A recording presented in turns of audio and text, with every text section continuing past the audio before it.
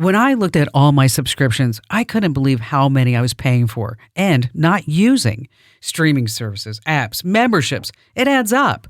That's why I use and recommend Rocket Money. It's a personal finance app that finds and cancels unwanted subscriptions, tracks your spending, and helps lower your bills so you can grow your savings. The best part? You can cancel subscriptions right inside the app with just a few taps.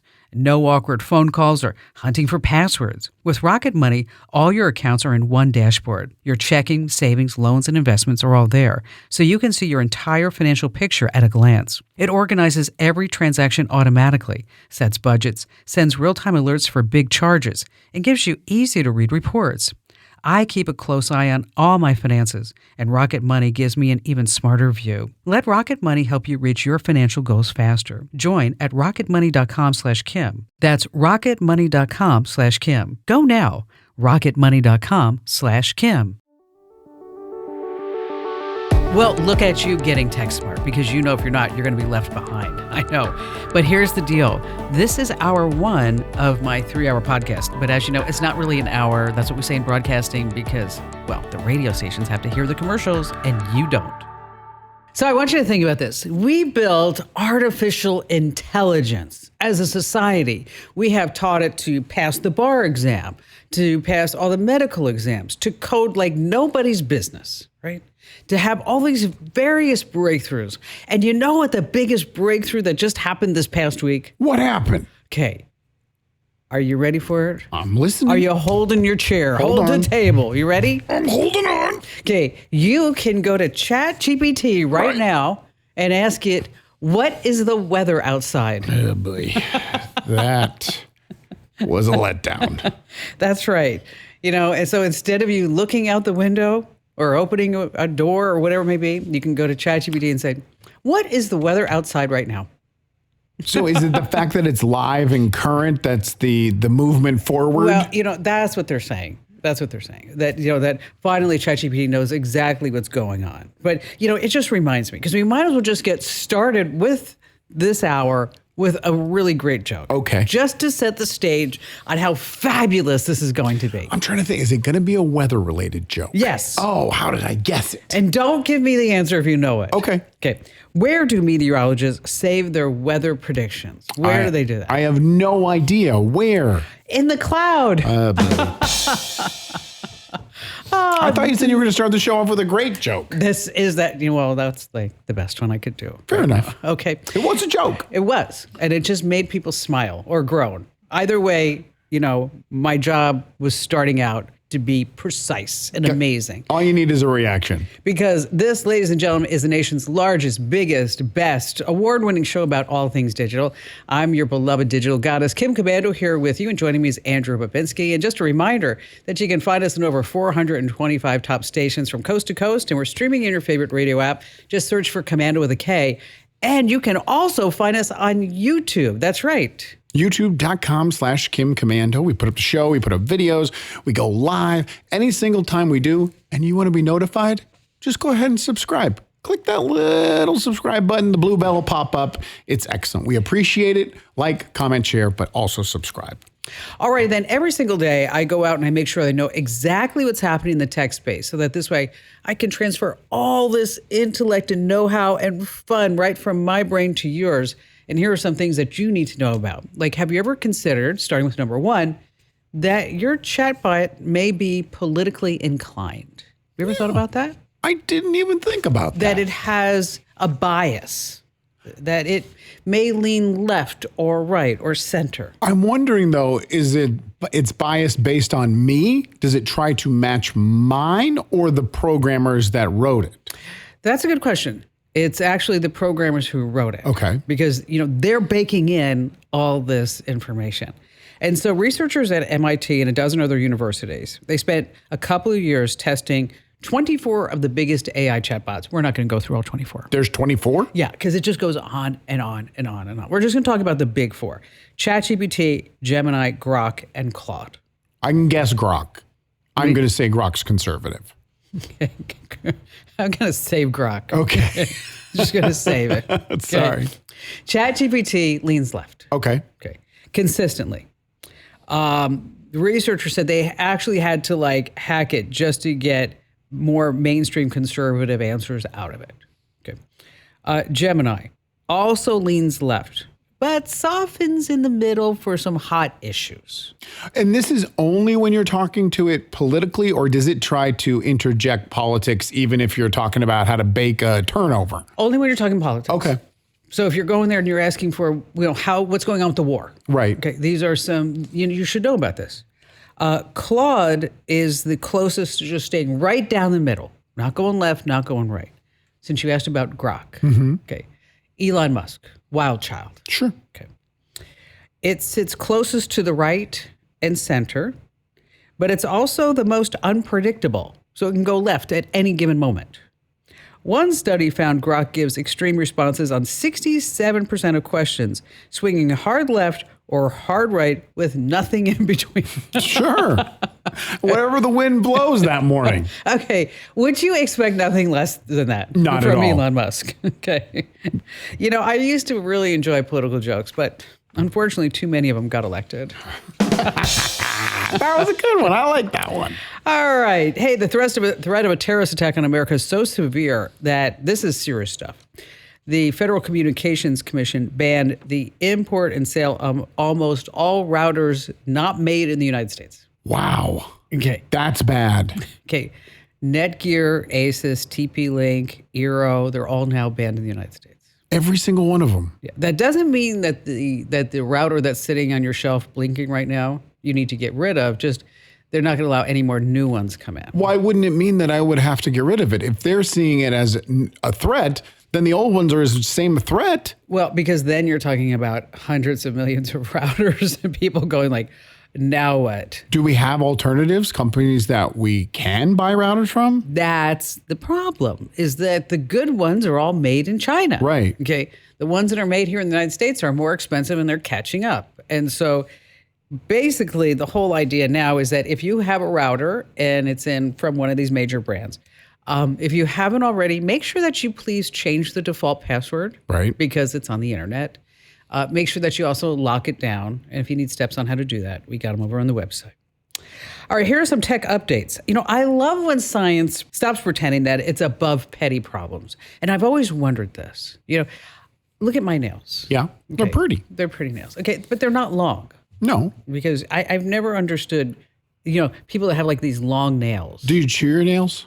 No, never. Oh, first of all, the disgust on your face. Well, because, there are fingers and there's dirt under there. I would never chew my nails. Me either. You're right. That's gross. Okay. But I've always wondered when I'm sitting in the salon, like the person next to me will get like these long dragon lady nails. Mm-hmm. And not even just dragon lady, like the longer nails are in fashion right now.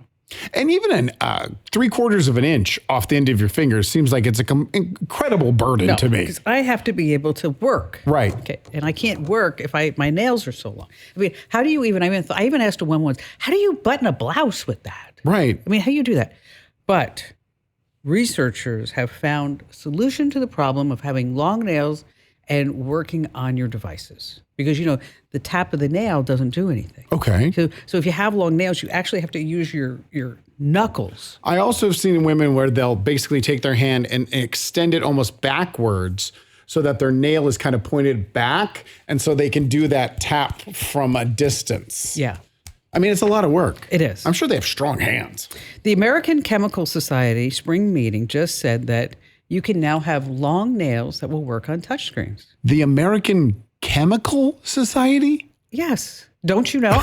I go to every one of their meetings. I didn't even know there was a society for all chemicals. The trick is taurine. Yes, the same stuff in energy drinks. It will help your nail carry enough charge to conduct a tap. And it works over any manicure. Do you have to drink the energy drink and it goes in your nails? You put it on like nail polish. You dip it? Yeah. And then you're going to dip it. So now when you go to the nail salon, it's going to be like $40 to get your nails done and $10 for the dip. Just saying. Oh, that sounds actually affordable. My daughter, I let 4 of my daughters go and get their nails done. Mm. And you're a great dad. I dropped them off because I had to do something. They upsold my 7-year-old on a butterfly painted on her finger. I mean, she's 7. How big is her fingernail? The size of an eraser? $17. And they asked, you want a butterfly in your finger? What is she going to say? No. She's going to say yes. She's a 7-year-old. Yes. I was so mad. Did you tip her? Yes, of course I did. And I paid for it as well. This is serious stuff. Microsoft 365, they are having some massive attacks. Hackers are hitting organizations across 5 countries. You're going to get fake authorization codes. You click it and they're going to hijack your live session without even touching your password or anything like that. So if you haven't set up 2-factor authentication, you have to do that. And if you're using Microsoft 365, stop. Okay. Just stop. Just stop. You're going to get sued. You don't need to pay for Microsoft products. Just use Google or something else. Oh, Google Drive, Google Docs, Google Sheets, they're a heaven sent. I would never use Microsoft 365. No, I agree with you. Google's the best. All right, this is also interesting. A woman in Philadelphia, her name is Jordine Kazaic. She just got her pit bull, 40 Cal, that's the dog name, back after he vanished from her yard in 2015. Where'd he go? She said she never stopped updating his microchip info. She moved, she got married, she had 3 kids. And then this past week, somebody in Philadelphia scanned the dog after a little girl found him, brought him home for some hot dogs. The little girl's like, wouldn't you like a hot dog? Of course I would. I've been out here for 11 years. I'm starving. Okay. So really, 40 Cal said, I'll circle back in a decade or so. It was nice to see you, but I actually live in New Jersey now. That's funny. By the beach, I was just here on vacation. Wanted to see the Liberty Bell. The girl offered me a hot dog. And I'm like, okay, look at me. Say no. Now he's giving like stink eye to the poor woman. This is crazy. I use the Strava app. Do you use the Strava app? No. It tracks your runs and your walks and good things like that. But we've heard so many bad stories about that app on this show. Well, if you turn it off, I have all the privacy controls turned off. Okay. So if you the military didn't. No, that's right. A sailor. You heard about this.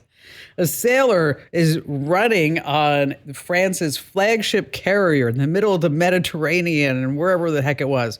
And you see all these loops, de-loops. Basically, a neat little GPS drawing in the middle of the sea that basically pinpointed the ship's position for anybody scrolling. Not only the position, but where they were going, the direction they were moving in. That's right. How do they allow this? Most people don't realize that Strava is a social media platform. And so you want to get into Strava settings, privacy controls, set everything to followers only, and also turn off flybys, and also check map visibility, because that's where a lot of people give away their exact location to. And if you're anyone in charge of the U.S. military, ban them from devices of soldiers right now. The French have always been good at surrendering their location, though. That's true. Okay. Where's my white flag? I'll never forget when, I don't know if your parents did this, but whenever my parents would say a curse word, they would say, like, excuse my French. Yeah. Excuse my French. And so I'll never forget the day I was in school and the teacher said, does anybody know any French? I raised my hand. Oh, no. I do. Don't do it, Kim. I do. And it's like, young lady, we're going to wash your mouth out with soap. Most of those words are German. There is that. So what do you think? Let's take some phone calls? Yeah. Right. Shelly in Austin, Texas, you're up first. Glad to have you on board. What's going on? Hi. Well, thank you so much, Kim, for taking my call. I'm curious about how safe our data is on these DNA sites like 23andMe and Ancestry.com. And the reason why I ask is because I've found 3 sisters in the last 6 years. Wait, I'm sorry. You found 3 sisters? Yes. Wow. One on Tuesday. And it's just another Tuesday. Found another sister. Okay. Right. Things to do this Tuesday, go to work, find a sibling. Exactly. 6 years ago, my older sister was getting our whole family tree done. And she's like, hey, you need to get on Ancestry. You need to get on 23andMe. And by the time I did it, it's probably been a good 8 months. And she's like, hey, we have somebody that looks like they're closer to, like they're like cousin, a first cousin, or a sister. But, our aunt, who's still alive, she was like, that's not possible. Your dad would have told me. Okay, so you're all 3 of you are sharing the same dad. Yes. Okay, and And your father has passed away, I take it? Yes, he was killed in a plane crash actually when I was 11. So, sad. yeah, it was definitely a hard time. But when finding these new sisters and, they're our dads, we were super excited. They're a part of him and, we love family. So it's interesting. They were actually all adopted. And I don't want to get too far into the story unless you want me to, but So are you wondering if these could be like legit sisters? If the DNA could be off, or we always wonder, right? I definitely know the ones I grew up with, we look alike. We have similar interests, characteristics, but we're all different years apart. Have these sisters asked their mother about your dad? Well, one is no longer living. Okay. So the first one we found 6 years ago, her adopted parents unfortunately passed away within like 3 years of each other. And so, a best friend of hers said, hey, you need to go on 23andMe and Ancestry and see if you can find your biological parents. And so it says she found us. And super excited because she's been an only child alive. And so we went out and met her, and then she eventually moved here to Texas, and we're all very close. Well, and then here's the thing is that when you start talking about these family trees and DNA, and is that there's something called centimorgans. And DNA research and the centimorgans it's phenomenal technology. It is like 99.99% accurate. So if 23andMe came back to you and said, you guys are related by your dad, I would bet dimes to donuts that you really are. But if 23andMe is coming back and saying, your dad had a lot of friends. Okay. And even if they're not your siblings, you found them, you created a relationship. You guys think you guys are sisters? Just enjoy it. I think so. And you all look alike, right? But I just, there was a data breach on 23andMe. Yeah, but that data breach was taking it out. Again, it goes back to not the data breach. It goes back to the research. Look at those centimorgans. And if it's between 1700 and 2300, you guys are related. That's just the way it is. I mean, and then you can go back and you can look at your sister and say, Dad loved me the most. Right. You owe me back birthday presents for all the years we weren't knowing each other.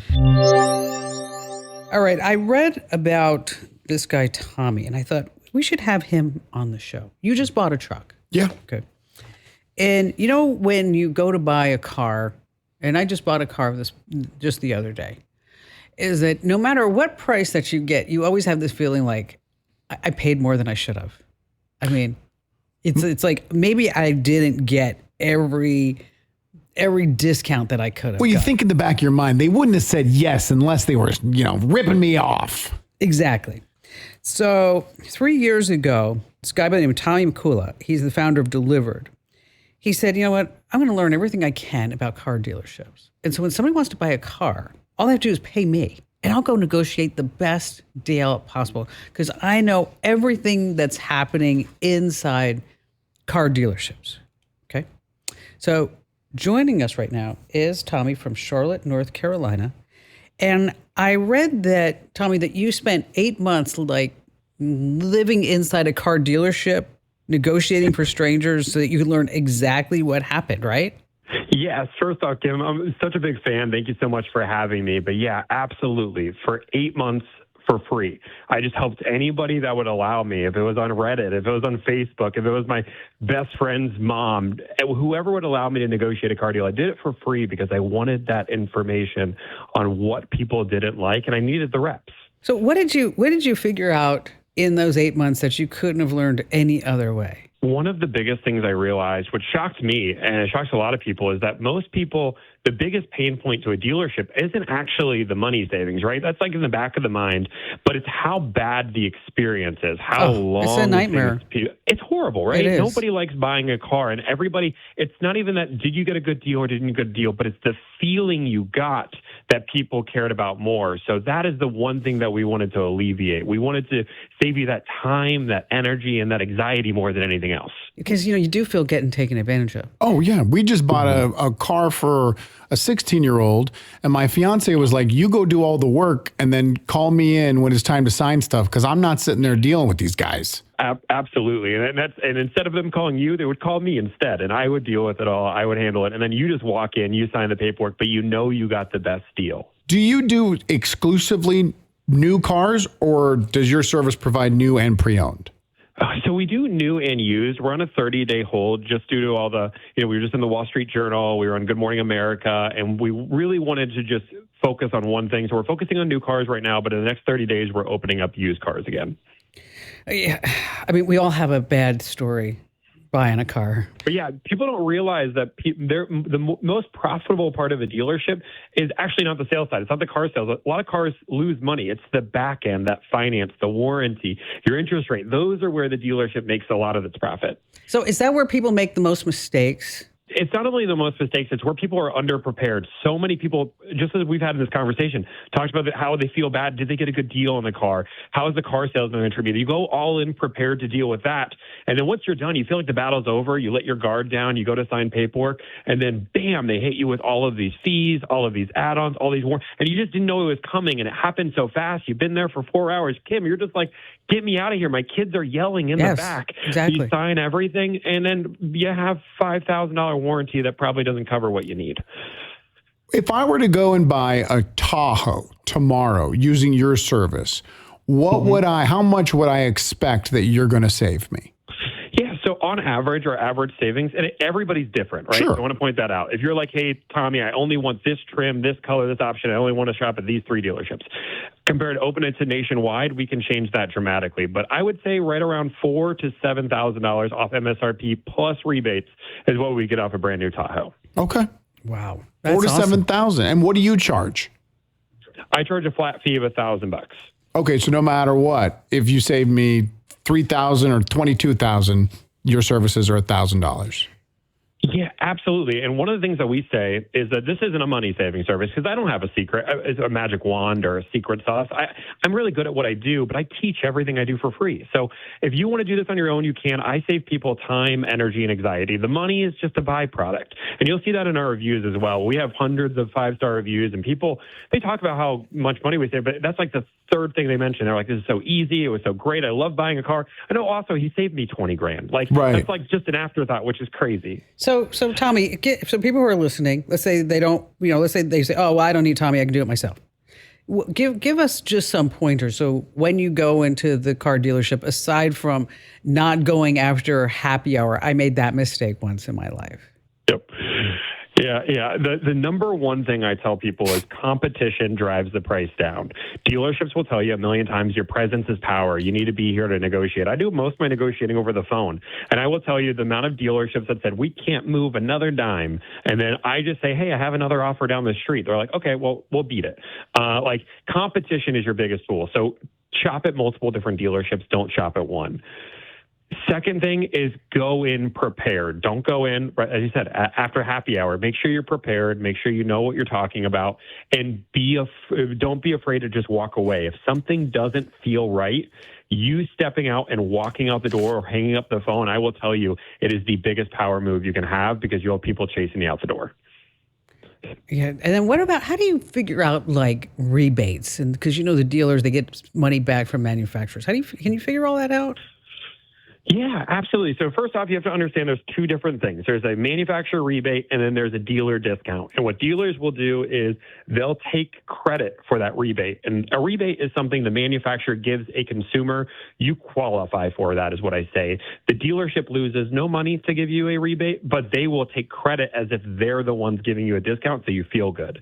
So always understand the difference between the two. My general rule of thumb is if you go onto the manufacturer website, type in your zip code, you're going to find all the rebates, all of the incentive rates, everything you need to know on there. And that's part of that reason you come in prepared. And and you always have the dealer separate what is the discount you're giving me and what are the rebates that the manufacturer giving me.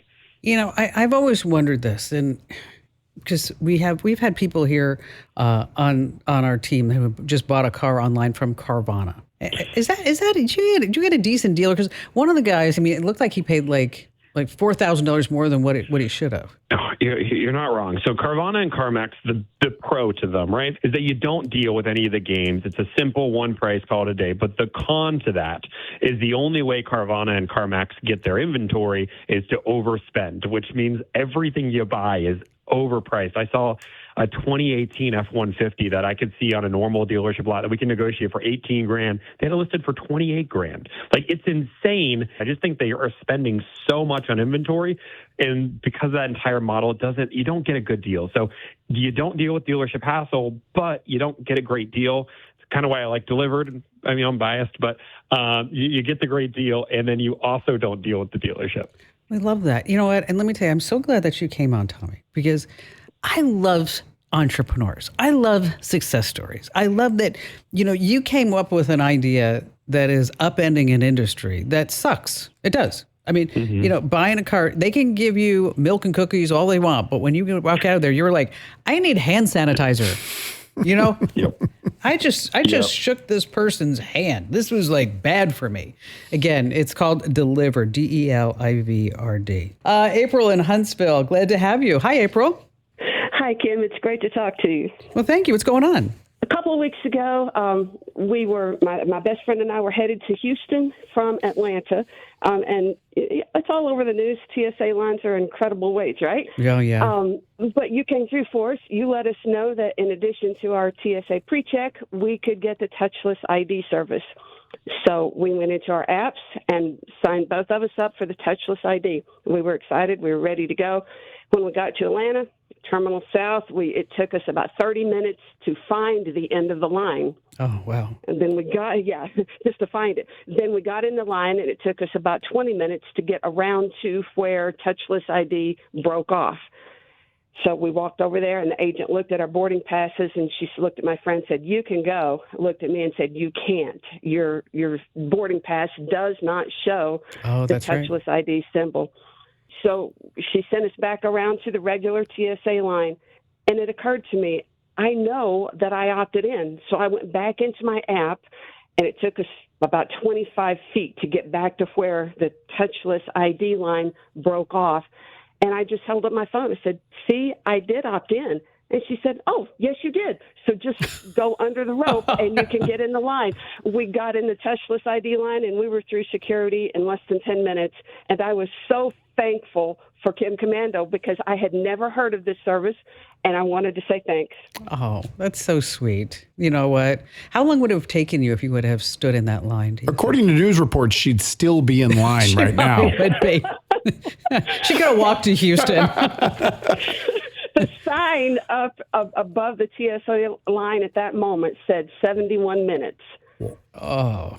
And it's anywhere from an hour to 3 hours. I saw some poor people are waiting in line for like 5-6 hours. Oh, it's a nightmare right now. In case you're wondering, did April and I have this little girl talk off to the side? I actually wrote about this in the newsletter. Oh, okay. So if you don't already get our free newsletter called The Current, just an example of all the little things that you get, sign up right now over at getkim.com. April, thank you so much for giving us a call today. I love knowing when we actually help people. We don't get a lot of feedback. On return on your investment. I love that. All right, time now for our AI tip, and here's what's going on. Insurance, explanation of benefits. If you ever get denied, here's the reason why. AI algorithms are now rejecting 90% of all insurance claims, health insurance claims, in under a second. As a matter of fact, 1.2 seconds to be exact. It's so industry-wide that now what you can do is if you do get denied, here's what I want you to do, is open ChatGPT, Claude, Gemini, Grok, whatever it is, and say, number one, you are a patient advocate, a healthcare attorney specializing in insurance appeals. I was denied my claim. You can even attach it and then say draft a request for an independent medical review. Those are the keywords. Fight AI with AI. Yes, that's it. Boom, done, smarty pants. You guys want to take 2 seconds to decline me? I'm going to take 13 seconds and fight you. And even more than that, because it has to go to their attorney. Oh, well, there's that part too. Hey, we have more of the show coming up, so sit right where you are. As we head into spring, I've been looking for fewer distractions and more focus during my day, whether I'm working, traveling, or just taking a break. I've been using Raycon's Everyday Earbuds Classic, and they've become my daily go-to. The active noise cancellation blocks out background noise so I can concentrate on my calls, music, or podcasts, and the sound is crisp and clear. They've also added smart upgrades. Multi-point connectivity lets me pair with 2 devices at once. The ergonomic fit is comfortable and stays put, no matter what I'm doing. And I'm loving the cool mint color. It's fresh, a nice change from basic black or white. Battery life is strong, up to 32 hours, and a quick 10-minute charge gives me 90 minutes of playtime. I also use awareness mode when I'm out walking my dog, so I can hear everything around me. If you're ready to upgrade your earbuds this spring, go to buyraycon.com/Kim to get 20% off. That's buyraycon.com/Kim, buyraycon.com/Kim. Go now, get 20% off. It's amazing at buyraycon.com/Kim. Hey, so we talk a lot about AI here on the show because it's all over. You need to be AI proficient, and you need my free weekly newsletter. It comes out every Thursday. It's called Splash of AI, and of course you can get it at splashofai.com. Once again, that's splashofai.com. Totally free. You're going to love it. Splashofai.com. Brian in Knoxville, Tennessee, you're up next. What's going on with you, Brian? Well, hi. How are you? Great. Thank you. Thank you. What's going on? It's really great to actually get to talk to you. I listen to your show on the weekends on 98.7 here in Knoxville. Unfortunately, I just get one, and then it reruns on like Sunday, and it comes on at odd times. So, we'll have to fix that. What is happening Get the there? podcast. Well, you can get the podcast, of Yeah. course. Listen to what you can on normally- Saturday and get the rest of the podcast. Normally, I'm in the car door dashing, and I gotta have the radio off because I need to focus on the job. But Because otherwise he'd be busy laughing at all of my jokes. That's right. Go right off the side of the road. all your mom jokes. Yes, yes. I have been using ChatGPT in conjunction with Suno AI, and I've been a musician for 40 years. I started playing guitar when I was 11. I still use a tube amplifier if you want to talk about old tech. Wow. Yeah, but when I started recording in studios, I watched it go from quarter-inch tape machine to the Alesis ADATs, which were super VHS video cassettes that you had to actually sync like 4 of these machines together to get so many tracks. And then I watched it go to the hard drive, and eventually it just went straight to the computer. So what do you think? What do you think about using AI, and how are you using it? Man, it has changed my workflow 100-fold. To where I would sit at home, like I'm a bedroom audio engineer. I would sit at home. It would take me, my first album, it took me about 3 years to do because I was learning how to engineer. My second album took me 1 year and 9 months to do. And now with Suno AI, what I can do is I've actually taken some of those old tracks from like 20 years ago and uploaded them and gotten a fresh take on it. So it's a great tool for writer's block or if you get stuck. And I think we have a sample. Let's listen to it. Through the corridors we pass, shadows stretch across the glass. Signals fade, alarms collide, the city whispers from it. Okay, you know what? It's pretty good. It's pretty good. So It's rocking. So that's not you singing, I take it. No, that is a concept that I've got called Lucinda's Revenge. That album is called Guerrilla. I call it cyberpunk because for all intents and purposes, that is exactly what it is. It is cyberpunk music because it's completely created by artificial intelligence. But you know, it's really good though. Are you selling it? Yeah. So that is my next step. is that why you're calling us, or are you just calling us because you're saying like, look what I can do? This is bragging. Yeah. I'm saying, look what I can do, and I get a lot of backlash from musicians. They're still stuck in the old ways, and it's like, look, man, you really need to latch on to this because it's here now. It is. Okay? It's not going away. And I've got friends that are still stuck on old studios with the quarter-inch tape machine and the outboard gears that they can't even use. But you know, but I'll tell you, but sometimes it takes a while to make that change. I mean, let me tell you, my husband, he's been around music since he was 8 years old. As a matter of fact, he had his first radio station in his bedroom when he was 8 years old. Do you know that story, Andrew? No, I have. I've heard it multiple times. 1,000 times you've heard it. 1,000 times. And then, of course, the FCC knocks on his door and says, you're on the signal for WLS. Right. Okay, so let's just fast forward a few years. Okay. So now he's doing the Christmas show for a Mannheim Steamroller, and we need liners to go in and out. And he's like, I need to find somebody who is like 40 years old, who has this female. I need a male voice to do this. And I'm like, why? Just use AI. He's like, no, it's not going to sound authentic. I said, just try it. Okay. I come home from work. He's like, that's amazing. Mm-hmm. So, you have to be able to move with the times. And so if you are a musician, and we just heard Brian's amazing piece, that was really good. It was good. I mean, if you do want to sell it, by the way, you have to get off the free tier of Suno. You can get on streaming platforms like DistroKid or TuneGore. And don't forget, you need to have a YouTube channel too. Right. Because a lot of people and TikTok. That's how songs go viral. That's it. Of any genre. Brian, thanks for your call today and sharing your talents with us. Hey, if you have an iPhone, I'm not going to go through all the nitty gritty. Just know that there's a working exploit kit that can hack iPhones.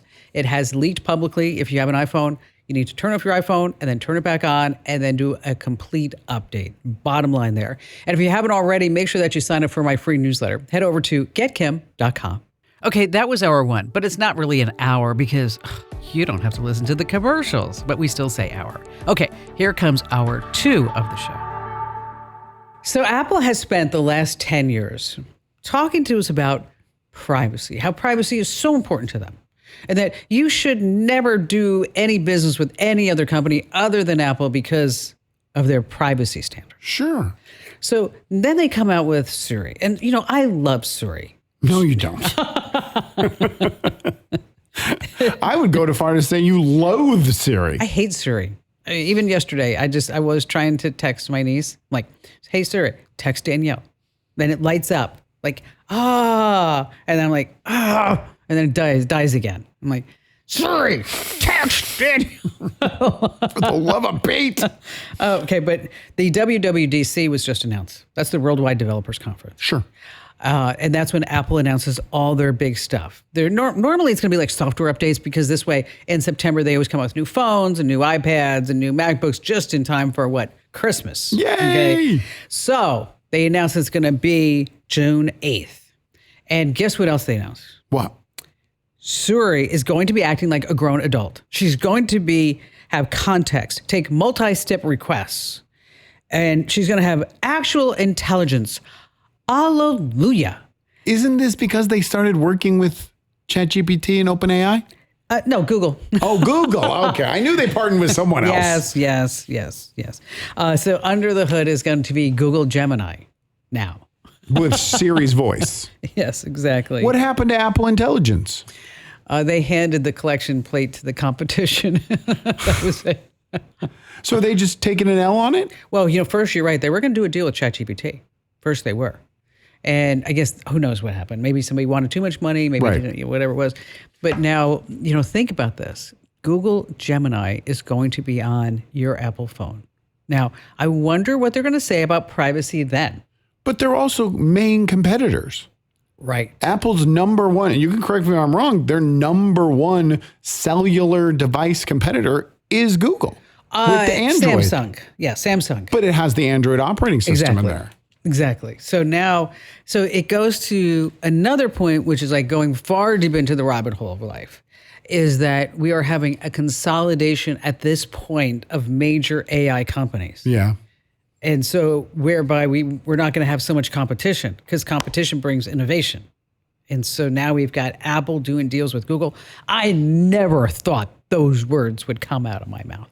That they're working together. Yes. How about you? But that means that Apple is admitting they failed. defeat. They failed. This is the last two big things Apple wanted to work on, the car and Apple Intelligence. Wait, the Vision Pros. I'm seeing Okay, glasses. now we're talking three.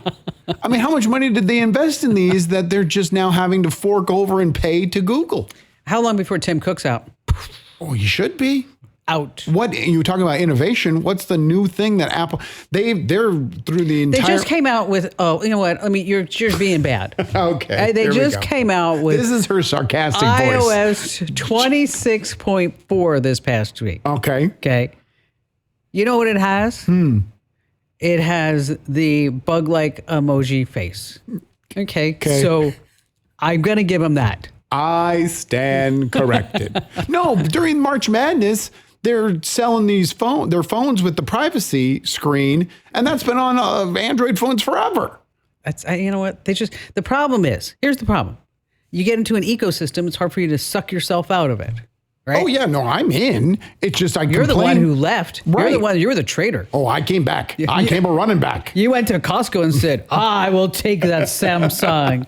Bring it home to mama and daddy. But just because I'm addicted and need my fix doesn't mean I don't sit there and complain when there's innovation on the other devices that I don't have. That's why I left for a little bit.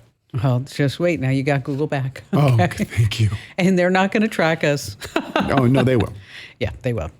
And on that happy note, welcome, ladies and gentlemen. It's called the Kim Commando Show because we talk about all things digital, and it's the best, it's the biggest, it's the award-winning show. You can find us on over 425 top stations. We're streaming in your favorite radio app, and of course, you can get us over on youtube.com/Kim Commando.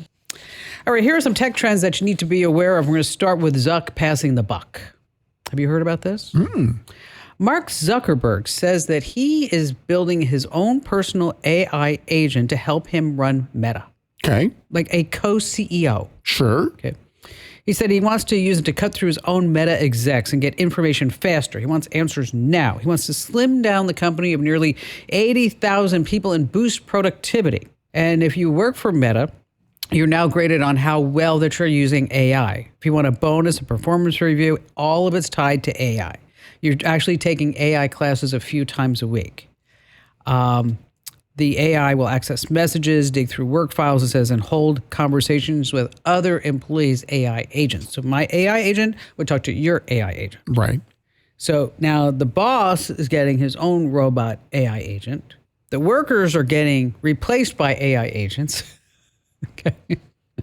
And you know what's going to happen when they go to trial, like they did last time? Zuckerberg's going to look and go, we're doing the best job we can. That's actually made an interesting idea pop in my head. What's that? If I have an AI agent and an AI agent breaks the law, am I breaking the law? Yes, you are. No matter what? Yes. Yes. Because it's your AI agent. Just like if you're an AI chatbot says something to a customer that is against your policies, then you've got to, just like as if that was a person. But nothing that happens on Facebook is any of Facebook's fault. Never. It's always the user fault. Of course it is. Why would this be any different? I have to tell you this. And Can I plead the Facebook defense? I'm on a tangent. Okay. But I have a TV in my bathroom. So in the morning when I get ready, I watch like Fox or the Today Show or something like that, just because that's what I do. And I've done this forever. Sure. So I'm watching the Today Show, and they're doing a whole thing about the court case in New Mexico and about, how Meta, what they were doing with the kids and the pedophiles and all this other stuff. And then this juror stands up, this woman, she's probably in her late 50s. And she looks at the camera in the Today Show and they say, so why did you not convict Meta? Why did you not do that? And with a straight face, this woman in Albuquerque, New Mexico, looked at the camera and said, because Facebook is doing all that it can to protect our children. No, she's just ill-informed. And I sat there and I went, what? Backed it up. Watched it again? I'm like, maybe I wasn't saying this right. Okay. But that's what she said. Facebook's doing everything they can to addict our children so that they never get off Facebook. Not according to her. Allegedly. Hey, if you buy a new Vizio TV, yes, the company now requires you to create or log into a Walmart account to use its smart features. I knew this was coming. Yep. If you didn't have an account, you can't Netflix and chill. Walmart bought Vizio in 2024 for $2.3 billion because your data is a gold mine. If you don't want a Walmart account, you plug in a Roku stick or a Fire TV and you can bypass Vizio altogether. But you're still online. Just saying. Okay. Not if you put in a Fire Stick. But you're still on Wi-Fi. Yeah, but the provider's still tracking you. The device is connected, not the television. Because remember, I just got a 100-inch Hisense TV, And the installers would not leave my house until I put it on the Wi-Fi network, because I'm sure they get a bonus for every single person that they get connected so they can steal all my data. You know that they do. Because I just go, everything routes through the Xbox, all of our apps and everything like that. So I don't need the TV on. Now, how long before there's a class action lawsuit about this? But they've been doing this for years. I don't know. You can return the TV. You don't need the smart features. You can get off your butt and hit the up and down button for the volume. I know, they hide those anymore. There's no physical buttons on televisions anymore. Right. You're right. You know what? Now that you say that, I was trying to find one the other day. They're nowhere to be seen. And I'm like, is it me, or I can't find any buttons? And what's funny is my whole thing was, well, if I lose this remote, that means I have to throw away the television because there's nothing else I can do with it. Amazon just bought Fauna Robotics. Okay, not familiar. They have a 3.5 humanoid robot called Sprout. That's built for homes and businesses. The price is $50,000. What does this Sprout do? It'll run around and do your laundry and say hello to you. It doesn't do my laundry. Okay, it's going to pick it up and then bring it to the laundry room. And it probably takes 9.5 hours from it to get to the bedroom to the laundry room with one sock. And Amazon just bought this stair climbing delivery robot by the name of River. And so they already dominate all the warehouse robots. Now they want to own the home. Because remember, I had that little Amazon robot that would speed around. Which did nothing. And I felt so bad when he died. I did. I didn't really like that he died. He was killed. He was killed by Jeff Bezos. Yes. Let's see. Amazon, they say that they're looking for Sprout to go into your homes and do basic home duties. They're not saying exactly what that is. But that delivery robot, the stair climbing one, that could replace some drivers, especially in cities. Now, you and I have a bet. You think that you will have a robot in your house doing chores within the next 3 years, and I have the over. I haven't heard anything in this story that changes my opinion. You know how fast this stuff's going to move? I'm just telling you, I haven't heard a thing. Okay, I'll tell you what. When I get my robot. Right. Okay. And I'm not going to call it Spud or Sprout. Right. Or anything like that. I'm going to call him Andrew. Andrew, take out the garbage. Andrew, go make my bed. How do you feed a hungry robot? I don't know. Nuts and bolts? Megabytes. Ah. All right, imagine you're on an 11-hour flight. What's the longest flight you ever took? 7 hours. Imagine you're on an 11-hour flight. I don't want to. You've had 3 ginger ales. Okay. Non-alcoholic? No, nature's calling. Oh, okay. You shuffle back to the plane in the very back, and it says occupied. So you go back to your seat. You're not going to stand there. No. Then you're like, I got to go. And you go back again, and it still says occupied. And you're like, well, maybe somebody beat me to the punch, right? So then you're going to stand there just waiting for that door to open. For an hour, you're standing there in the back of the plane. I would not stand there for an hour. So you think somebody's sick, right? Maybe somebody's doing their makeup. That's so annoying to me. She comes out, she's all dolled up. You're like, what were you doing? This is a bathroom for bathroom stuff. Inside was a fitness influencer running a 5K at 40,000 feet. How many? I mean, a bathroom in an airplane is very small. We're going to save, 4 feet from toilet to door? Oh, he didn't do it that way. His name is Dom Stroh. He's an ultra marathon runner and apparent sociopath. He went viral for stepping up and down the airplane toilet lid for an hour to keep his daily running streak alive. Yeah, I think probably he should have been thrown off the plane. His smartwatch tracked it. Then everybody saw it on Strava. That he stood still. The 47 people waiting to use the restroom, not happy. And when he came out, you know what he said? I'm not making this up. This is not me talking. He said, it's called the Miles High Club. Oh, boy. Is he trying to he just released T-shirts? He's got merch now? The Miles High Club. I hope he broke the toilet and they make him pay for it. And it costs like $50,000. Up and down, up and down, up and down, up and down, up and down for an hour. Up and down, up and down, up and down, up and down. Just so he can get hits. We're giving him exactly what he wants, attention. I think he's a moron. I mean, he doesn't care. He just wants attention. You're probably right. Miles High Club. Yeah, you're right. He's selling merch with that. I'm not buying any. No, we're not. I'm going to put that right on the list next to Microsoft. Unless the logo is really cool, I'm not buying it. All right, you're drowning in AI headlines, and most of them mean absolutely nothing, like agent reasoning framework. You're like, what the heck is that? What is that? That's why you need Splash of AI. It cuts through the noise every Thursday. It's my new free newsletter. People are loving it. Almost a 60% open rate, which is just phenomenal. And you can sign up right now at splashofai.com. Love that. Lynn in Chico, California. Hi, Lynn. Hi, Kim. Welcome. What's going on? Thank you.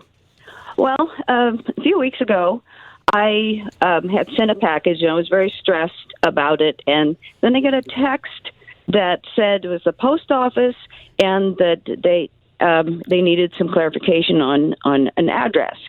I was totally stressed at that time, and I didn't notice that the country code was 63 instead of 1. Yeah, that's the Philippines.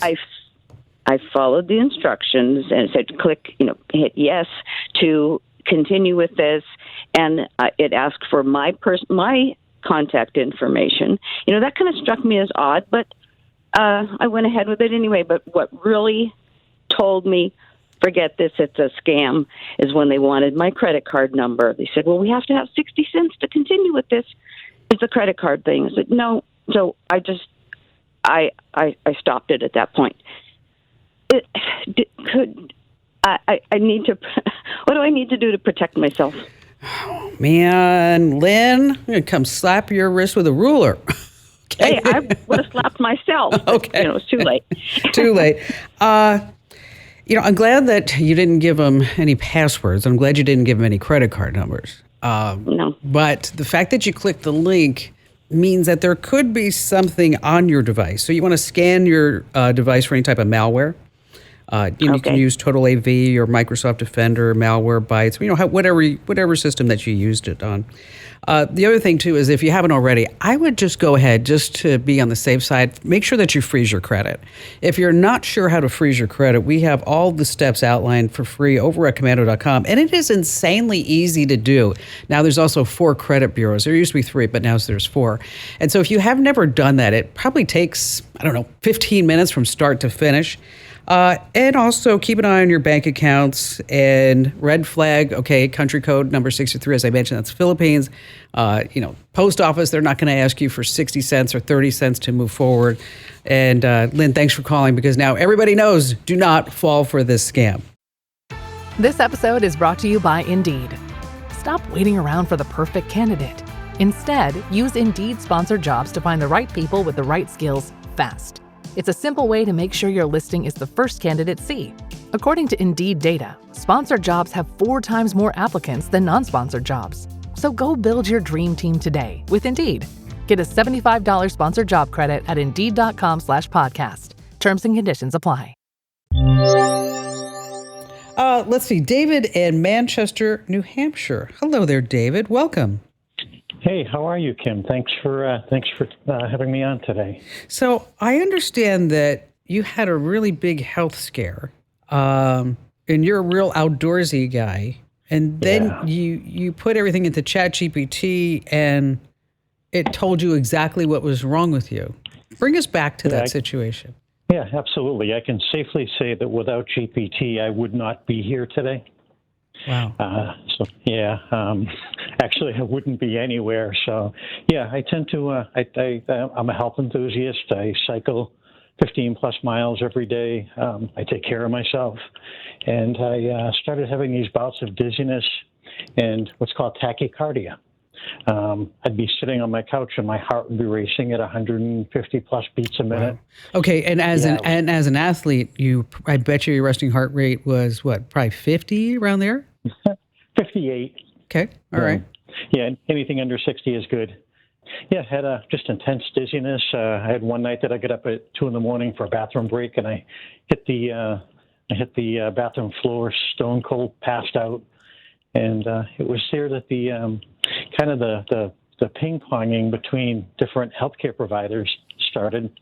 My PCP said, well, you should probably see a cardiologist. And the cardiologist said, no, you probably want to see somebody that specializes in autonomic disorders. They said they can't help me. They referred me to a gastroenterologist who really only wanted to boost his revenue by doing a colonoscopy and nothing else.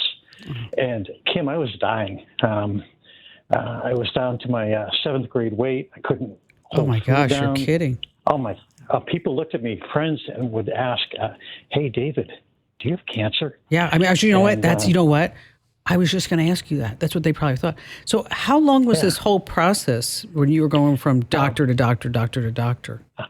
It was 3 or 4 months, and at one point, it got to the point where I said to my wife with sincerity, I said, if I don't wake up tomorrow, I'm okay with that. My life hit the point, Kim, of being non-sustainable anymore.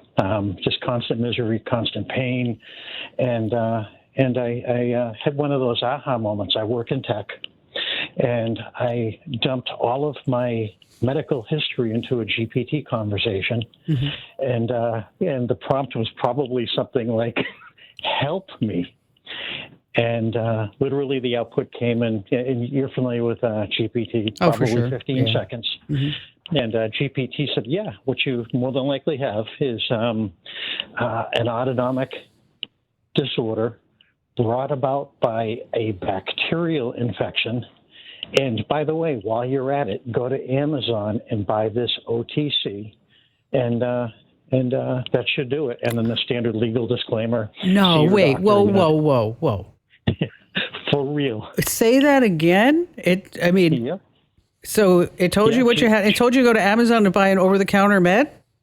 Yep. I don't know if I'm allowed to say Sure, the name of the you can say product, but it's called the letters FC, Frank Charlie, CIDAL. And basically the cause was a bacterial overgrowth. I was taking GLP-1s for diabetes, and it slowed my motility. And I started taking the medication. Literally within 3 to 4 days, I started to feel relief from the symptoms, and I thought, holy moly, I'm onto something here. And it took a couple of months to get back on my feet again, but I went literally from being on the edge of bedridden. I was exhausted by 2 o'clock most days. The tachycardia was brutal, multiple trips to the ER. Oh my gosh. Yeah, it was horrible. By the time 3 or 4 months rolled around, I went, you know what? I'm going to get back into that lifestyle that I love, and I started climbing mountains. And New Hampshire's a great place to climb. Now this thing, because I'm unfamiliar with what Chat told you to buy on Amazon. Is this one of those fringe medications or fringe supplements that is for sale, or is this pretty well known? It's actually, and I looked at it all, Kim, through a skeptic's eye. Hallucinations in GPT are common, and my life literally depended on it. And as I started to read the reviews of the product, I'm holding it in my hand. It's put up by a company called Biotics Research, and there were dozens and dozens and dozens of folks who had a very similar experience to my own, who talked about coming out the other side of it. So yeah, not really fringe at all. It's an organic, and the proof is in the pudding. You can't really fake feeling well.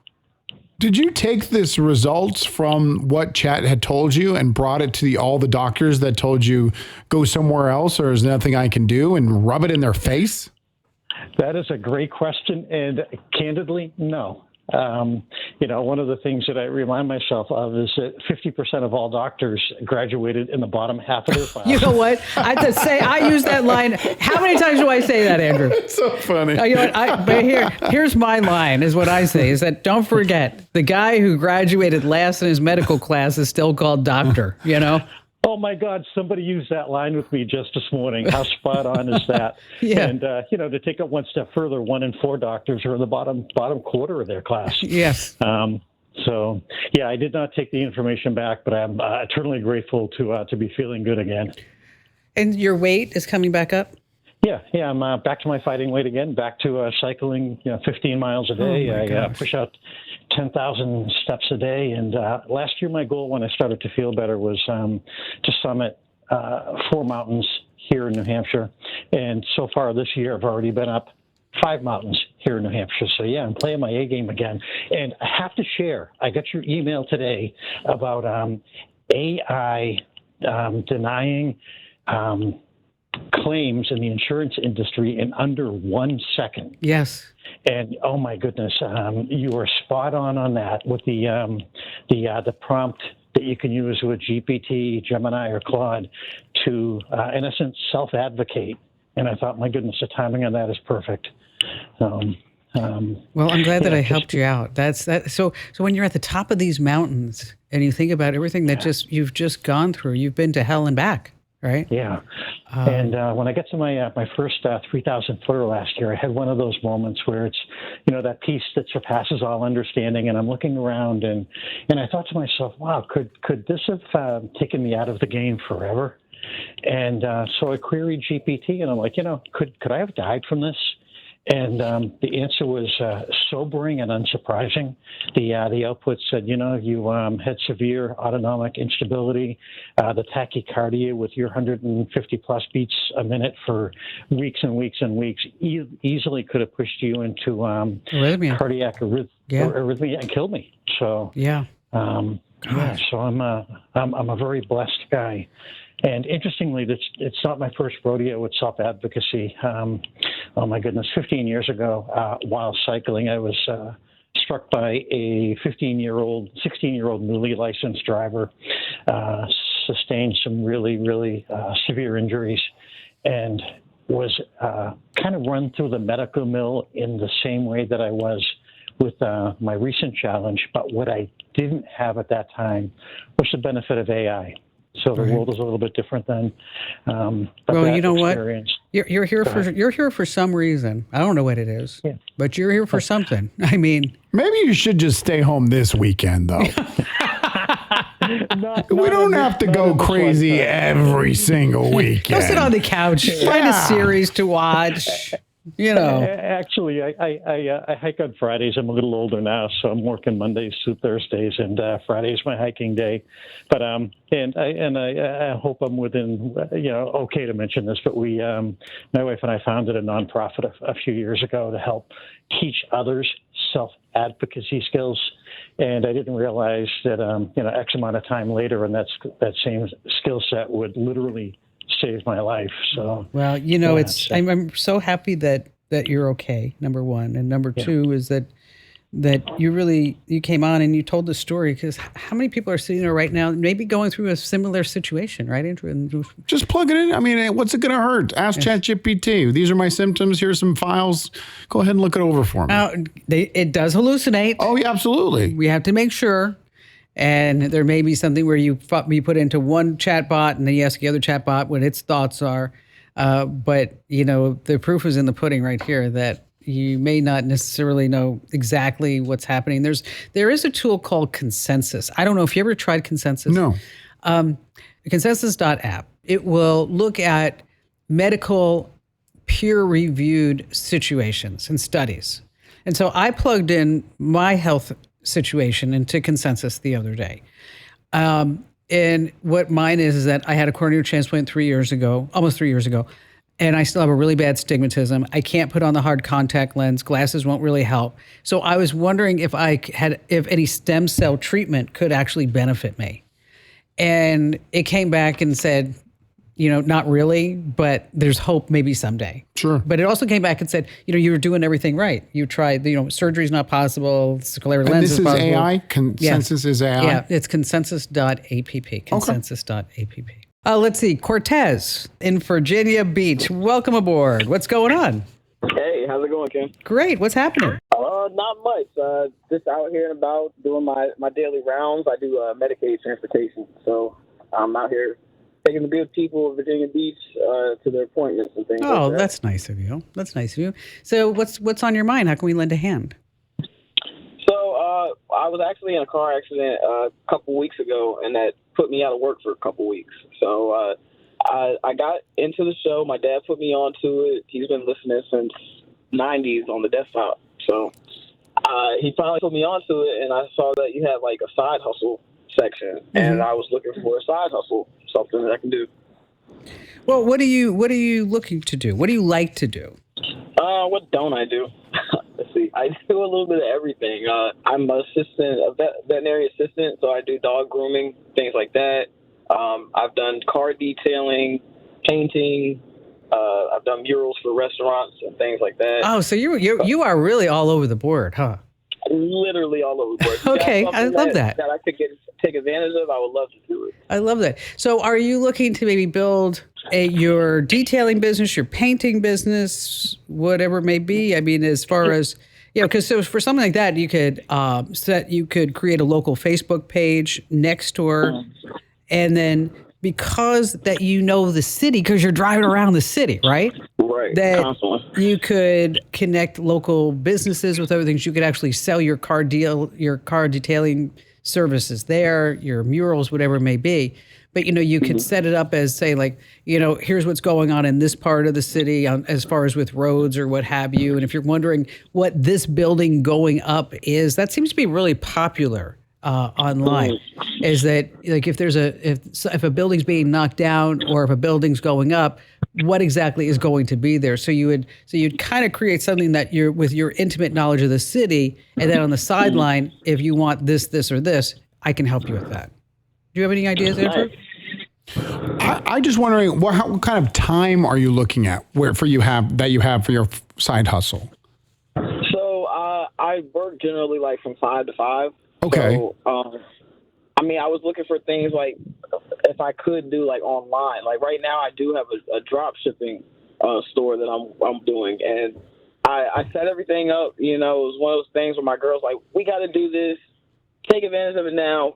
So we can quit your job and just have a great life. I'm like, babe, let's do some research. But I kind of got it all set up. I got a cool concept and logo, and what are you selling with your drop shipping? Yeah, what are you doing? So I have right now just a couple items on there, just like a security camera, and I honestly forgot what else I have on there. I think it was like some chargers, like some specialized. See, here's the chargers. problem. Drop, that's not going to work. Well, especially those items. That's something you just go to Amazon, you click, and it's done. There's a lot of people think like, oh, I'm going to make a lot of money drop shipping. You're not gonna. Right. And so that's why I want to point you back into things that you can personally do. Right. And that, like, if you could build some type of business about your knowledge about driving around Virginia Beach, then use that know-how to then do other things but people would be interested in learning more about you that way. Another thing you could do is take out TikTok ads and Google ads. Or a gimmick. There was an artist on TikTok who every single day that's a good idea. Painted, because you said you did the murals. He painted a picture on a 1x1 square on day one, and then auctioned it off. It sold for $1.50. He lost a couple of bucks shipping it, but then every day he got bigger and bigger and bigger. And he didn't make a ton of money, but by the end, he had 35,000 followers, and everyone saw the murals that he painted. Yeah, see, that's something. That'd be a great idea too. You could, you know what? You can make a mural of me. No, I'm kidding. And of course, she wants a discount. Get ready for that, Cortez. A discount? I want him to pay me. I mean, come on. It's the digital goddess, name, likeness, image, copyright, trademark. Hello. Just saying. Commission. That works. So, so think about, I guess, so the bottom line here is that, think about something that you're really good at and that you're passionate You've about. already got the side hustles with the car detailing and the murals. You got that. You need to market them better so that they can grow. Yes, and channel those energies that way. Forget about the drop shipping. That's not going to do anything for you. It's already out of my mind. That didn't take long. No, and you know what? And here's the thing. Somebody like you, because you're all over the board, you got to focus, right? Right. Just pick one thing that you really like, one thing that you're really good at. And because you have to be a specialist. And I can tell you that right now because, if you call me for stock tips, don't do that. That's don't bad. do that. Okay. You want to talk about politics? No, we don't do that either. Okay. But if you want to talk about AI, anything going on digital, here I am because you specialize. And when you specialize, that's when you make money. When you spread yourself too thin over too many different areas, that's when it doesn't work for you. I hope that makes sense, Cortez. So pick something that you like. And then once you do, give us a call back. Think about it over the next week. Give us a call back. and then we'll take it to the next level. Now, do you remember when a lamp was just a lamp? Well, not anymore. U.S. authorities just busted a botnet that hijacked more than 3 million devices worldwide. We're talking about PCs, routers, smart gadgets, refrigerators, dusty printers. And so the bottom line here is that you should be looking at your router, update the firmware, install every single patch that's been sitting in queue. And for the love of all things holy, change those default passwords before your refrigerator starts a second career. And if you haven't already, join a million folks who get my free newsletter every single morning. They just love it. Oh my gosh, it's called The Current, and you can sign up right now at getkim.com. Once again, that's getkim.com. Let me tell you, there's a great hour coming up right now, so you don't want to miss it. Here it is. Well, if there's a Gen Zer in your life, you might want to pay attention because guess what? They hate email. They think it's boring, it's old school, they don't need it anymore. And as a matter of fact, a survey of 1,000 U.S. workers confirmed that Gen Z is ghosting their inbox on purpose. Let's be honest. Besides work, okay? I need you to separate these two. Yes. Besides work, yes. How many emails do you think you send in a day? Me? Yeah. Aside from work emails? Correct. Not work. Not involving, your 312 companies. None. Exactly. They're right. None. It's all just spam. It's all advertising and spam. No, and these are work-related emails. These are things like, I'm looking for the new camera setup for the set. But besides work, we don't use email anymore. Well, they're ignoring all their email. Okay, they're not even looking at their email. I mean, 3 in 5 Gen Z employees, they say they deliberately avoid documents and emails that need an official response. They're just not doing it. So meanwhile, Gen X over here is answering emails at midnight like an obedient little workaholic that I am. But I'm telling you, they're right, though. Even though it is in the workplace, I don't use an email unless it's for work either. Okay, it's antiquated. Okay, listen, we put a man on the moon with less technology than you have in your pocket right now. Right. You can't answer Karen in accounting, okay? I can, but I'd rather she text. And you're a millennial, too. I know. Oh, dang. And on that happy note, welcome, ladies and gentlemen, boys and girls, to this. It's the largest, it's the biggest, it's the best show about all things digital. I'm, of course, your beloved digital goddess, Kim Commando, here with you once again, and Andrew Babinski. And you can find us on over 425 top stations from coast to coast. We're streaming in your favorite radio app, and you can also get us on youtube.com/Kim Commando. Please go check out the YouTube channel. We're growing it. And the best way to grow it is if you subscribe. My daughter watches YouTubers all the time. They're like, hey, hit the subscribe. Hey, y'all, be cool and hit the... Smack that subscribe button. Exactly. Go smack it for us, please. All right, here are some things that you need to know about to sound smart at dinner parties. And we're going to start with, for the first time ever, a jury found Meta and YouTube liable for deliberately addicting a child to social media. It happened in Los Angeles. They awarded $3 million to a 20-year-old woman identified only as Kaylee, who started using YouTube at 6 and Instagram at age 9. By 10, she uploaded more than 300 videos. She was in social media all day long. If she wasn't on social media, she panicked about things that she was missing out on. Filtered images and what was put on her feed made her feel depressed and insecure. She was started to think about buying likes to her very own posts. She started to stop sleeping. She contemplated suicide. So her attorneys argued that infinite scrolling, autoplay, and constant notifications are no accident. They call it engineered addiction. The jury agreed. Meta owes 70% of the payout, YouTube 30%. And this is just one of very many lawsuits that's to come. But you know what my question is? What? Where were her parents? That's not my question. My question is, why aren't we all suing for $3 million? They've done this to all of us. Yes, but where were her parents? Think about it. You're a dad. Yeah. You got 5 kids. Yeah. Okay. If the little one is on social media all day long. It's true. Okay. What would you do? Oh, take away the device. Exactly. But we're going to talk about parenting. There's a lot that happens before that leads the child to sit on social media and upload YouTube videos and doom scroll. We've set a foundation to where that won't happen. Right. But A lot of parents don't. I want $3 million. So Do you know how many people are going to be standing in line for $3 million? That's what I'm saying. Tons. She is not unique. Her story is not unique. It's 150 million people probably have the same one. And there's so many lawsuits. And right now, some attorney is breathing in a paper bag. well, with all the money he's going to make? Yeah, he's saying, I need to calm down. But are they going to change it? Is Meta going to change it? No. How many lawsuits would it take for them to say we need to back away? These are $1 trillion companies. Yeah. They can, $3 million to them is like $10. That's catering for the CEO meeting. Exactly. $3 million is nothing. It's a jet plane ride. Right. I mean, come on. Here's the truth about finding a job this year. AI screens you first and a real person sees you second. So here's what's interesting to me. We all know about this. Desperate applicants are paying now for reverse recruiters. Okay.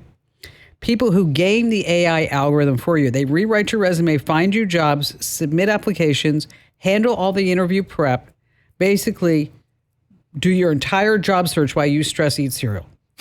Okay. The cost, $15,000. People are paying $15,000 to get a job that's going to pay them $28,000 a year.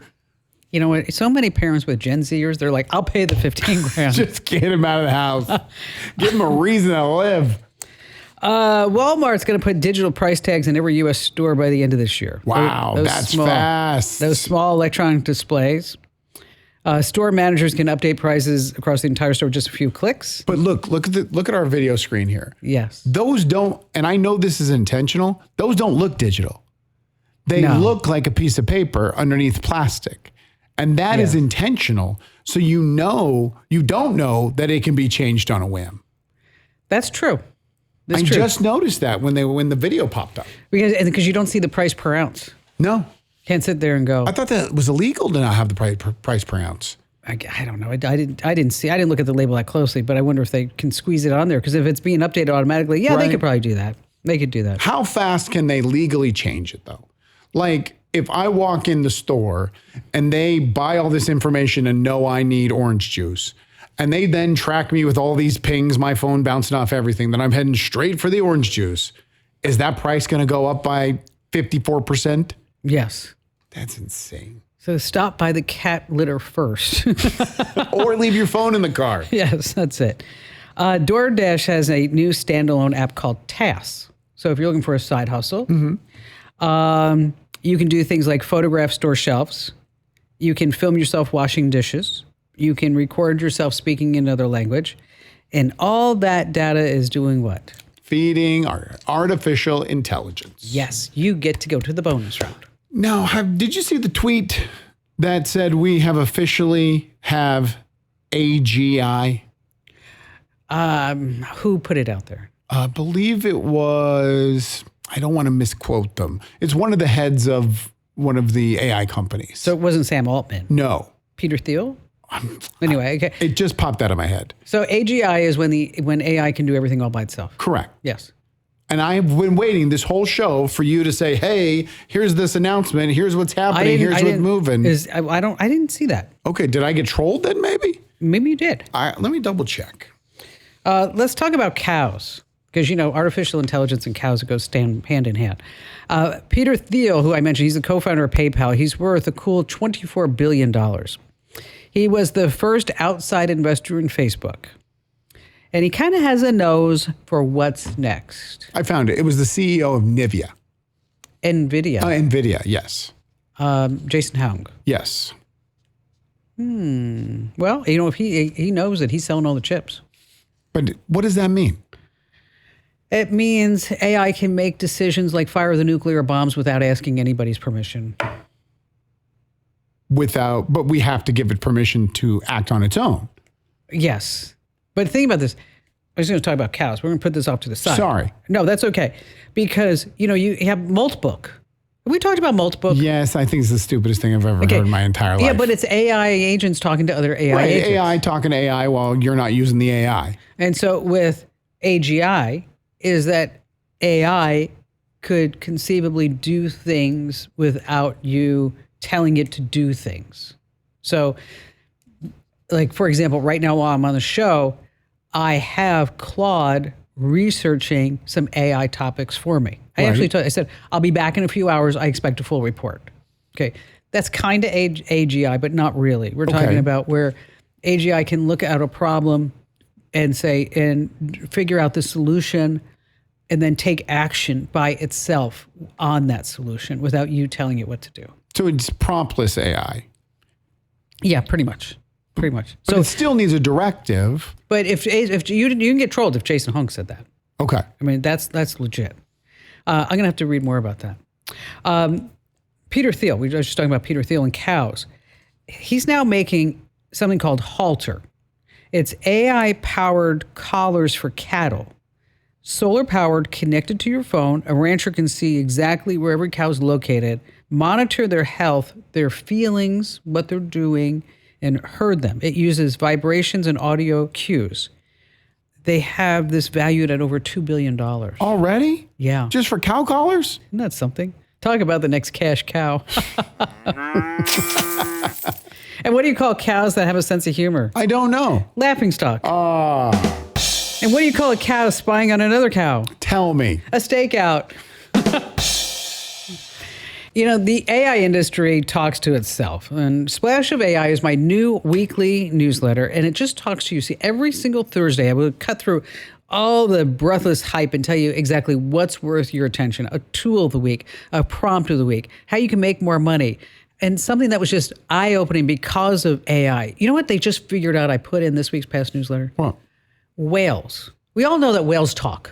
We found whales? What? No, whales talk underwater. Okay. Yeah. And it sounds like clicking sounds. Okay. What AI just found was, this is amazing to me, is that they have their own vowels and consonants. And when they're put together, baby whales don't really make any coherent sounds until they're about 2 years old. So they have to learn the language. Yes. And when the whales are talking to each other in these clipping sounds, they're saying things like, time to rest. Let's dive down. The fish are over there. How? How do we know? AI did all this. It found it all out. It did. And I wrote all about it, and I linked to a video. Just an example. I'm watching this. I'm going to read it. Splashofai.com is where you sign up. That's splashofai.com. Have you been to SeaWorld lately? Shush. All right, let's get started with Nancy in New Orleans. Hello there, Nancy. Welcome. What's going on? Hey, how's it going? Great. So what's on your mind today? Well, some friends of mine, we've got a kind of a group of women that we're all in our late 60s, early 70s, and we still like to look good, and we were joking about doing these AI hairstyle things, and we wanted to try them out, but we weren't sure how safe they were. So we wanted to check through you and see if you had an opinion one way or another about whether we should do it or shouldn't do it. And so these are these AI apps. You put a selfie and it says like, this is going to be like your new hairstyle. Yes. It kind of helps you decide with the shape of your face and head and eyes and everything. That's good. You know what? It looks at it does all that. I mean, before you start pulling out the scissors or spend all kinds of money for hair dye, let's just see what it's going to look like, right? Exactly. There's tons of apps that will do this. And Andrew, you've used quite a few of these, I can see. Yes, absolutely. I actually have downloaded all of them. Some of them cost $100. I don't matter. My bald head needs to know what it's going to look like without hair. And let me tell you, you've seen bald men, Nancy. He's a bald guy. Wait a minute. Before we get into trashing me, is there any concern, Nancy, that you have that when you upload your image to these AI apps, that your face and likeness is going to be used by AI chatbots? Yes. Yeah, it could be. Because I was going to say, it's going to happen. And, and also... I don't know if anybody would want to look at this mug, but, if they do, I don't know why they would, but... But also, sometimes these apps they'll grab a copy of all your contacts. Yeah. Your location. They'll turn on your microphone. About. And so you're giving away all these privacy features just to say, I'm going to look really hot. Okay. With this. So what you can do is you can look at any type of reviews about this. Nobody's going to read the terms and conditions. If you see a random app with no reviews, stay away from it. What you can use is there is an app called YouCam, and that's YouCam. It's free. It has a pretty solid privacy record, but you would upload a selfie, and then it would show you different hairstyles. L'Oreal, the hair company, they have one called Style My Hair. And so that one has pretty solid privacy policies too. And so if you want to get away from the AI, this is fabulous, take a look at it. And then suddenly somebody in your contact list is going, I don't know, I just got an ad for this hairstyle. Nancy, you have a great glow up, but I'm not sure about all this. I know you want bangs, but there's no reason to text me at 2 a.m. Yes. And let me tell you, they don't look good on you. Right? Bangs are for when you're 12. We're stopping that. And for God's sake, just remember, my friend Jo in Santa Barbara, she has the most beautiful gray hair. She does. And it's she has gray hair down in the middle of her back, and it is beautiful. And we were hiking the other day, and she's like, I think I'm going to cut it. I'm like, no, no, don't do that. YouCam makeup and also L'Oreal's Style My Hair. Both are free, iOS and Android. Try those. Not sure how to tackle your taxes? Are you sweating the small print? You may be experiencing FOMO, the fear of messing up. The answer? Using TurboTax on Intuit Credit Karma. They help you get your biggest refund, and then we help you do more with it. With a personalized plan designed to help you hit your money goals. It's time to take your taxes to the max. Start filing today in the Credit Karma app. Justin Myers. Have you heard about Justin Myers? No. He's logged nearly 25 years in the cockpit, flew all over the world. And he wasn't on an expedition. He wasn't funded by some university. He was sitting at home watching National Geographic when he spotted something on Google Earth. Pacific Ocean island, remote. Something that professional investigators have been hunting for nearly 90 years. A 39-foot object, the right shape, the right size, the right location. We're talking about Amelia Earhart. And joining me right now is Justin. So Justin, walk us through that moment. You're on Google Earth. You're thinking like a pilot in trouble, low on fuel, over the Pacific, and you see it. What did your gut tell you before your brain caught up? Oh, it was a surprise, really, to be honest with you. You spot something and you think, oh, that's a man-made object. It's something that's been, it's man-made. It's quite distinctive. Hard to explain. So I thought, I'll measure it. So I measured it, and sure enough, it was 39 feet or 12 meters. And that's strange, surely not. So I didn't really think much of it and left it. I actually left it for a day or two and then went back to it, with curiosity, and I went back to it. And I thought, if that is a plane, wreckage-wise, there should be some other parts there, surely. And sure enough, 110 feet to the west was a half-exposed, what I believe is a radial engine, and a half-exposed wheel as well, which coincidentally fits with the actual aircraft type of the Electra of Amelia's. In between the two is what I believe is part of the exhaust section, where the aeroplanes come into land, a forced landing on the reef, the engines possibly come off. After that would be the exhaust. So the sequence of these objects fits with what pretty much an old-fashioned stereotype air crash would be. So, yeah, it was an interesting moment at the time. So, what did you do with your thoughts? I mean, so many people have been looking for this plane over the years, right? Yeah, absolutely. It's tricky, isn't it? Because you sit there and you think someone must know about that. Surely, someone's seen that. I mean, please don't get me wrong. I can't 100% say it's Amelia's aircraft, and I can't 100% say it's an aircraft. I'd have to go there, but it certainly looks like it, and the maps suggest it is.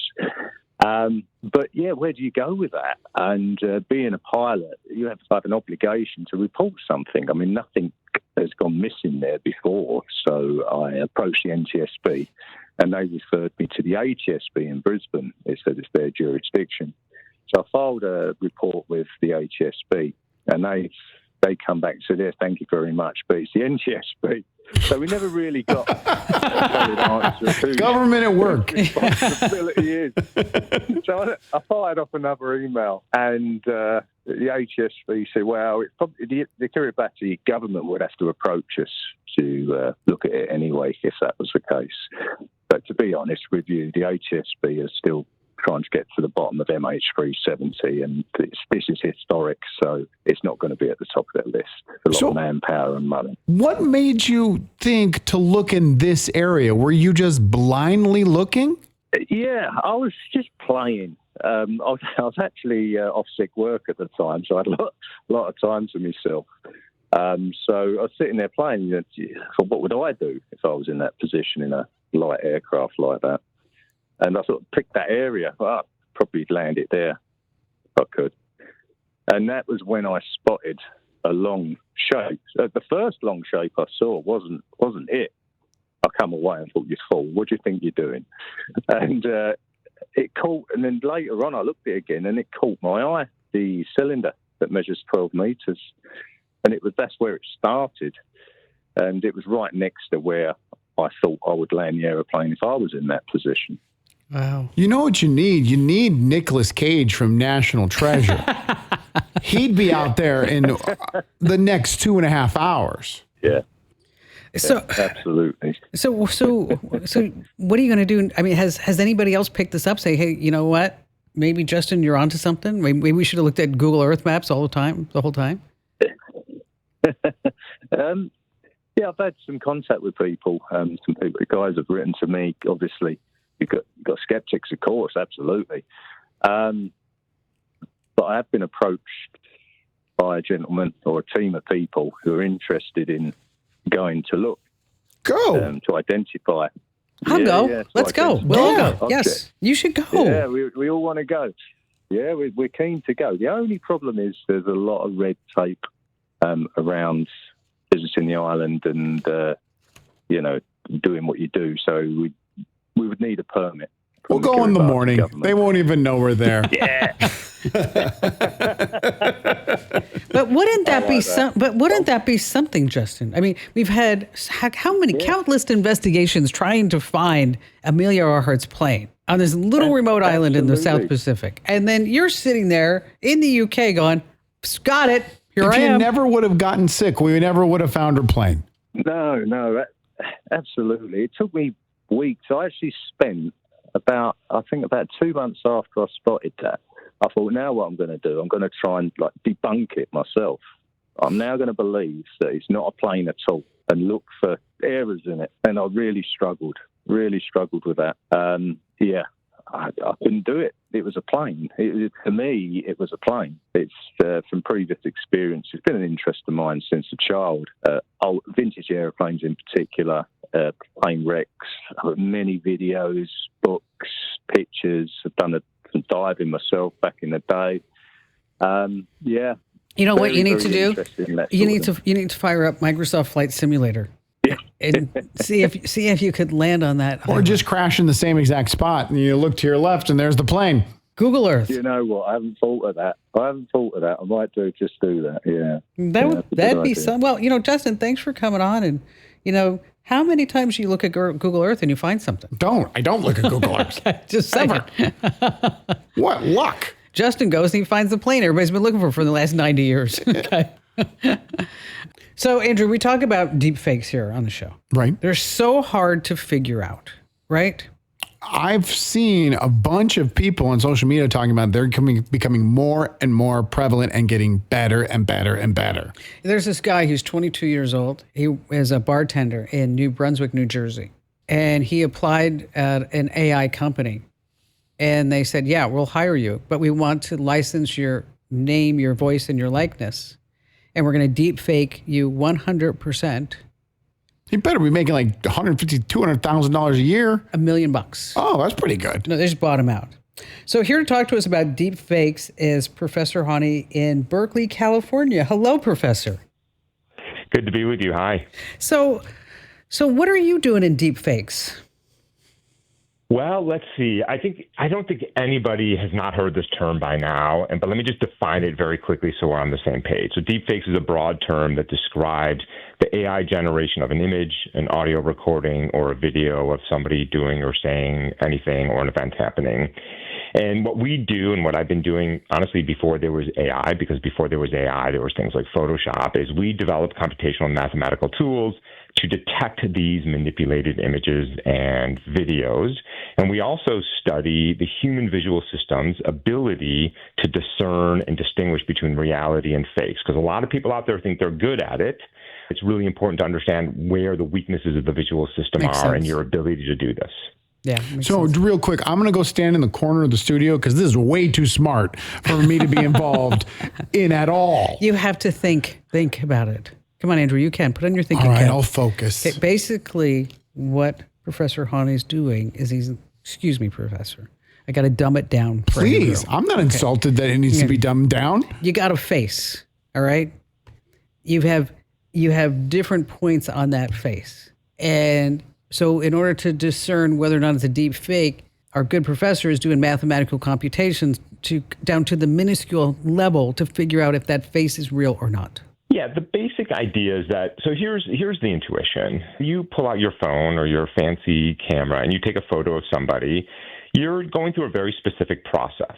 Yeah, you've got the physical three-dimensional world, you have lights, you have shadows, you have inner reflections. All that is being captured by a physical device and generating a digital image or video.